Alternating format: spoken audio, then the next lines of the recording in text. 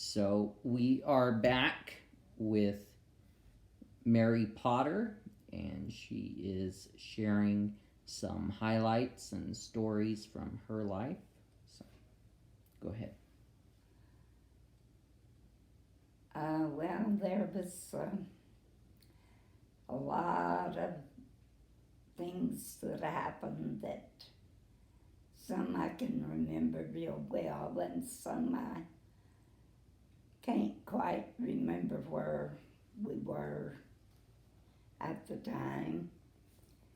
But I know that we lived with my grandmother for a while when Nancy was born.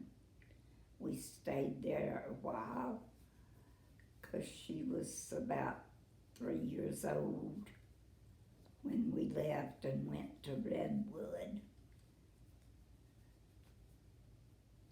But apparently we had lived in Redwood first because she was a baby. Maybe we went back after she was born and then later went to Taylor. I don't know, but Taylor was, we lived next, my grandmother's place was, she had a wild plum orchard there, and she had some pear trees and stuff. But, and the crepe myrtles. And they were right next to a strip of property that was just a pasture. And then past that was the park. And across from my grandmother's house was a lake. And you could look out at night, and the moon and the lights from the light poles and that, they would shine on the water, and it would be so pretty to look at and that. But anyway, the road going through the park went right in front of our house. It was gravel. There weren't many houses down there then. My grandmother's house and the house up on the corner was all the houses that there was on that piece of land at the time. Later there was some built across the street. But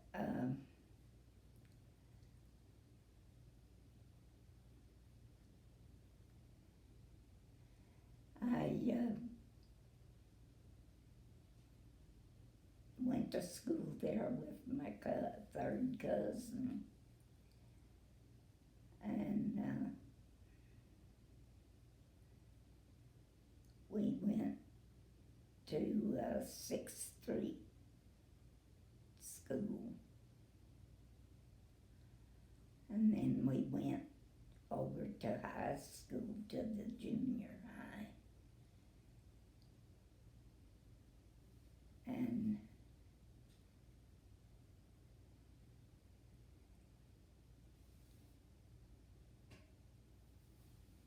didn't really have many friends there.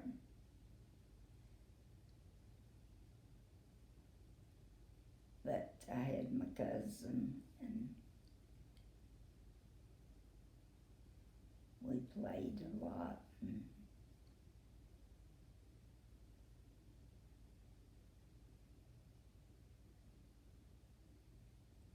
Which cousin was it? Mary Jo Anderson, the one that come out here to see me.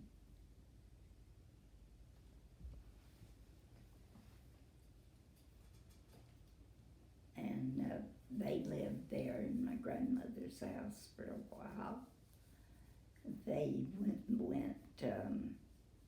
rented a house about, maybe 2 blocks over. Not very far. And then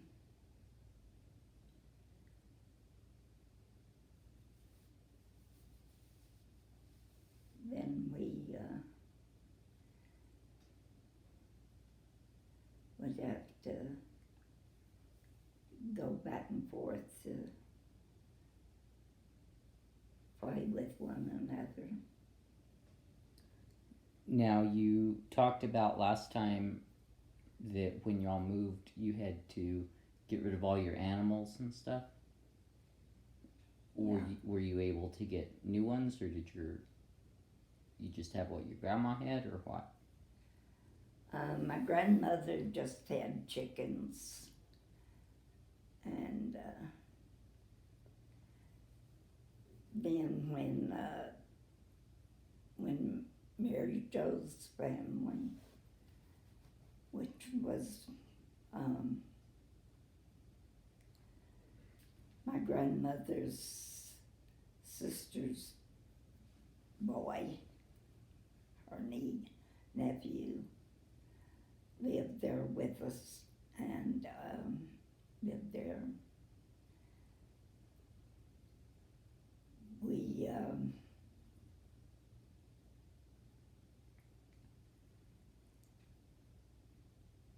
she had chickens, and they were banny chickens, those little banny chickens.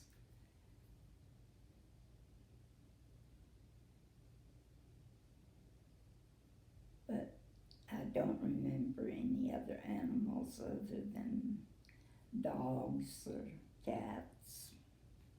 I had dogs and cats.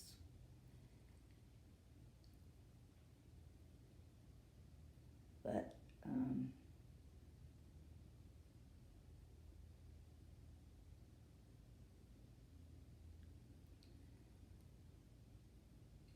then there was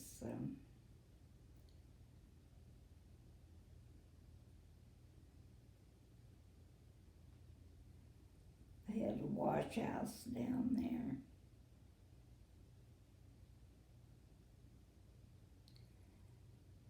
And my dad had stacks and stacks and stacks of magazines, life magazines and that he kept. And he had that whole half of that long wash house, and it was made out of tin and had wood floor and the washing machine, and that was down at one end, and we had a wash pot, which I've got, and we would make soap in it and do laundry, heat the water and boil, but back then they had, everything was cotton, and you had to iron everything. It wasn't like the materials they made later. I think permapress was one of the very first materials that didn't wrinkle, and that much you didn't have to iron them all the time. Now, this grandmother that y'all lived with, it was your mom's or your dad's mom? It was my mother's mother. And what was her name? Mary Niven. Mary Cecilia. In Swedish it was Maria Cecilia.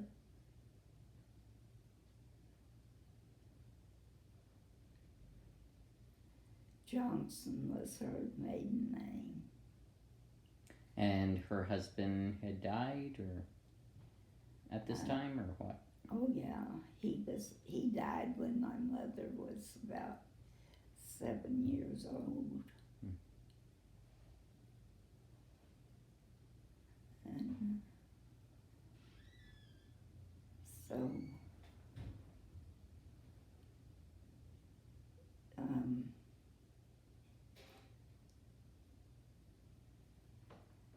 that house was I don't know how old that house was. Was it a very big house, or? No, not really very big. It had actually it was just 2 bedrooms and a living room, a foyer, and a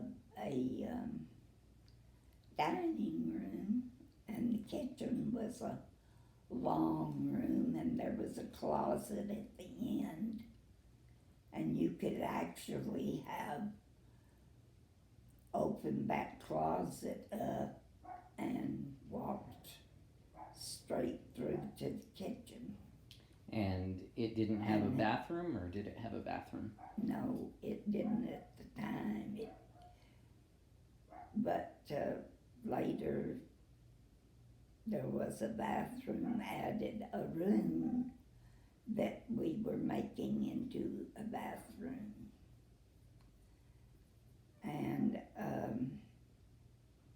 And so how many people were living in this 2-bedroom house? Well, there was different numbers at different times. My grandma and grandpa lived there, and some of the kids were still at home. Now, I thought that he had died. But he did die. I was talking about when you guys moved there. How many? Was it just y'all living there? Well, or? When we moved there, just my grandmother was there. Okay. But then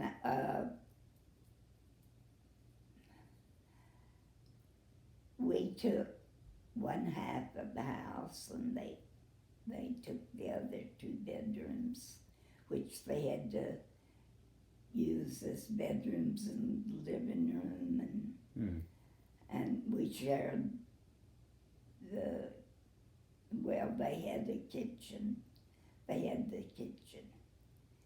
But it was after that we were gonna fix the bathroom, and Mom and Daddy during the cold winter put in piping and stuff under the house, and piped to get gas, and we had the open face clay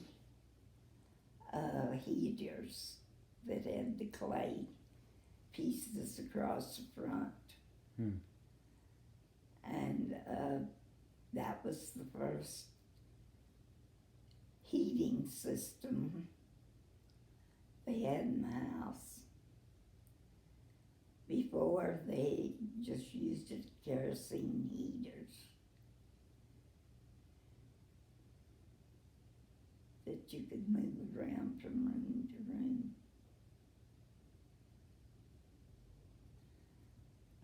And I guess they had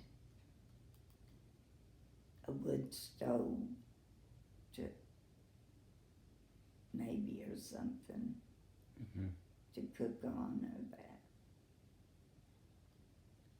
I don't know. But we had kerosene stove, and it was green and black and white. And one day I was standing there, and I had a chain that goes on a light to pull the light on. And I had that little chain, and I was dragging it across the electric burner, Mm-hmm. and it was popping sparks everywhere. And Daddy liked to have had a bet,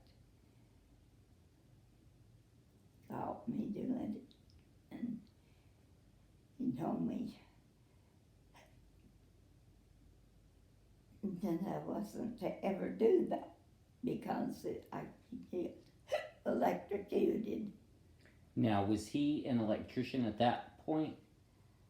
Yes, he was an electrician, and he also worked on air conditioners, installing air conditioners, and he's done a number of things. Yeah. But electrician was the main thing.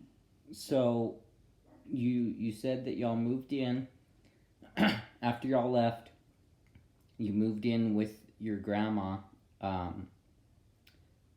Tell us a little bit about her. Where was she originally from, and that? How did she get there? Well, she was born and raised in Sweden, or at least raised till she was 15. At 15, she had a brother that had already came to the United States. And he came back home, and he was telling them how the women didn't have to work hard over here. And that, and how everything was, so great and all. And anyway, as she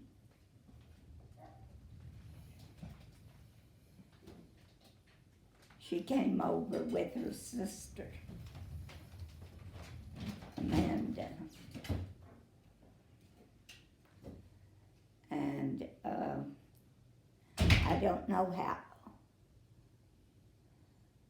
old Amanda was, but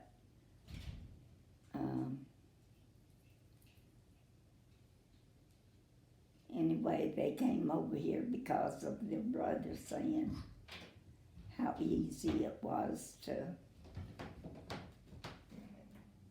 that the women didn't have to work and that over here. But anyway, they soon found out. Now my grandmother, I don't know how or that she actually met my grandfather, but his folks had a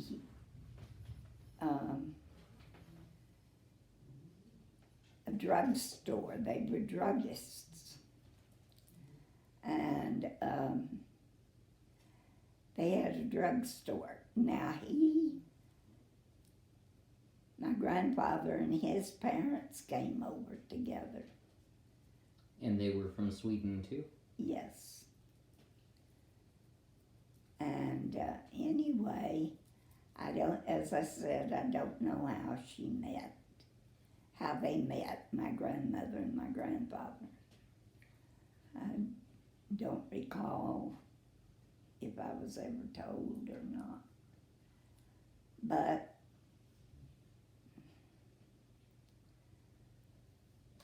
my grandmother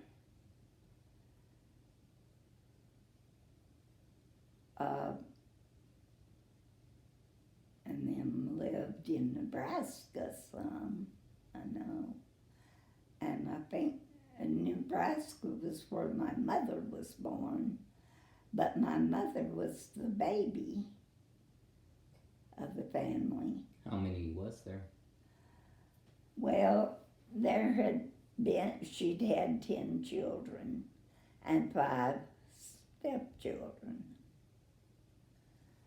And, but she had 10, her and my grandpa. And some of the stepchildren were as old as she was. What was the age difference between them? My grandmother was 19 and my grandfather was 26, I think. No, there was 26 years difference. He was older than 26 then. Okay, so they were 26 years apart. Yeah,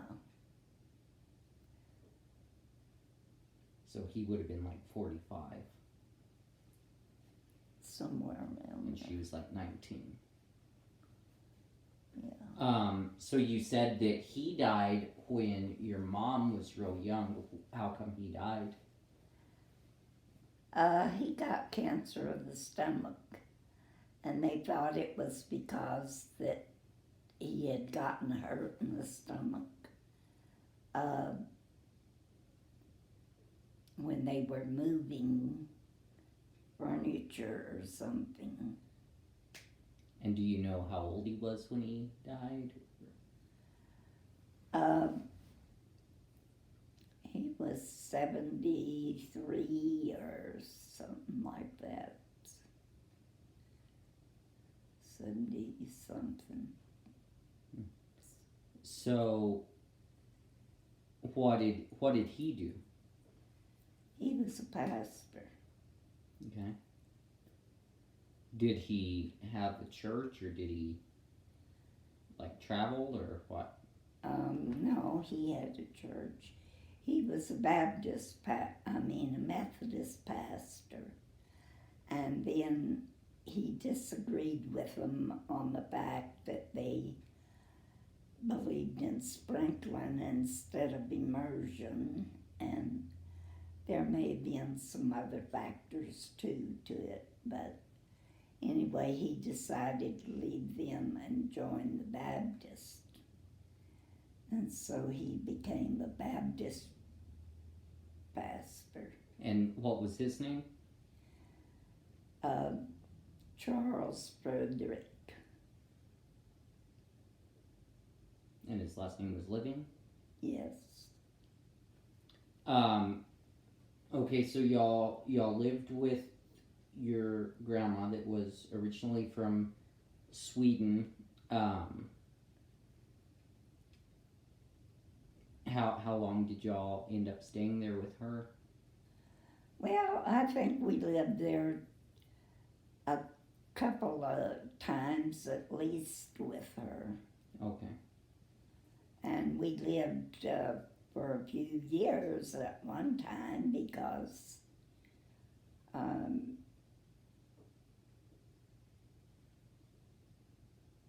I was I don't remember if I went through 5th grade, but I know I was in 6th grade.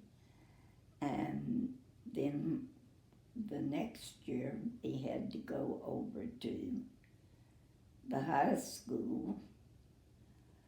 And so I was in 7th grade and 8th grade there. Or 7th grade, maybe. I don't remember. Okay. So I think we'll end this one here. We've kind of talked about your grandparents and that, and so I think we'll end this one here. Was there any last things you wanted to mention, or you want to just wait till next time, or?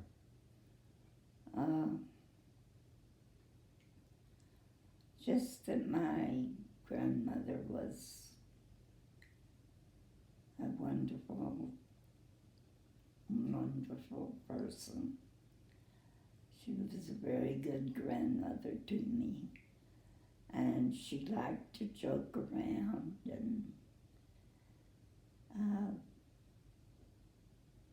that she wasn't a stick in the mud or something.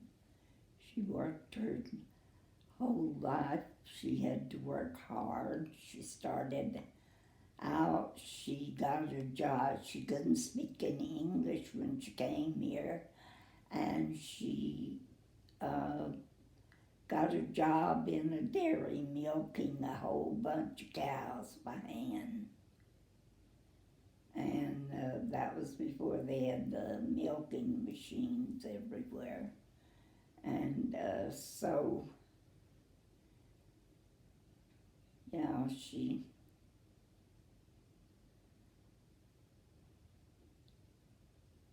had a hard life. Yeah.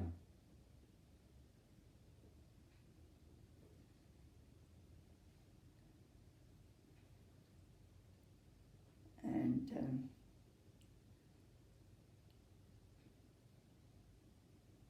I remember her crying when she'd go out to the mailbox, and there wouldn't be no mail, no letters from her kids or anything. Now, Mama, that's when we were up there, and then she lived with us when she, couldn't stay there anymore. She lived with us. We had lived with her and she'd lived with us. And I remember when my grandmother came to see us,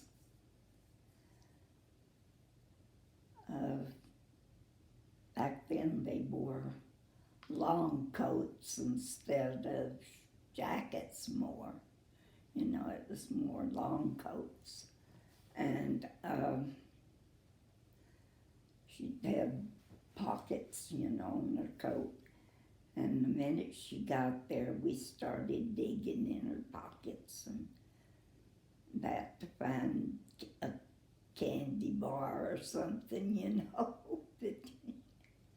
And we just thought anything she gave us, was the greatest. And when we lived at Redwood, she was living with us. Because she'd had to have an operation on her back, on the back of her neck and on her back. She had cysts the size of an egg. And then she'd also had an operation that removed a 17-pound tumor that filled a big old dish pan. Wow. Where was the tumor? In her stomach. Wow. And I remember that when it was close to Christmas time, that they were talking, Mother and her were talking, and they were talking about getting a red wagon for us for Christmas, and what they were going to give us, And I started getting all excited, and that's when they found out I understood the Swede she was talking. And because they talk Swede to one another quite a bit, especially if they didn't want me to know something. But anyhow, it was so funny because all this time I thought it was just natural. I just knew what they said. Yeah. And now that had to have been a gift from God or something, because they didn't try to teach me, maybe a word or two, but I understood everything they said. And anyway, that's when they found out, and they just couldn't believe that. So my grandmother thought they'd test me and see.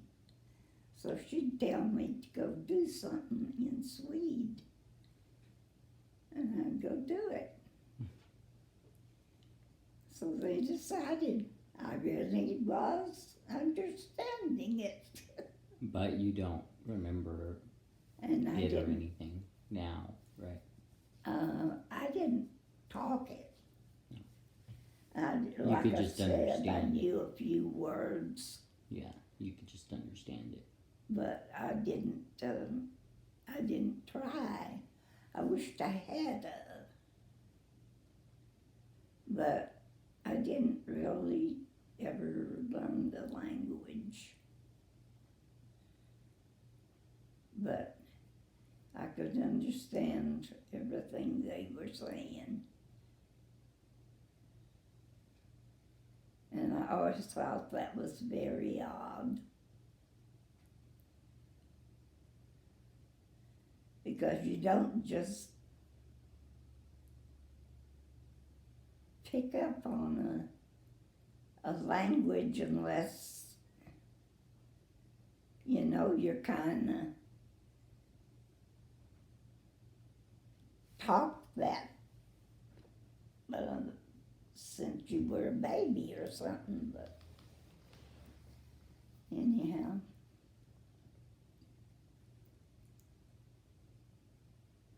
All right, well, we'll go ahead and stop there. We'll pick up again next time.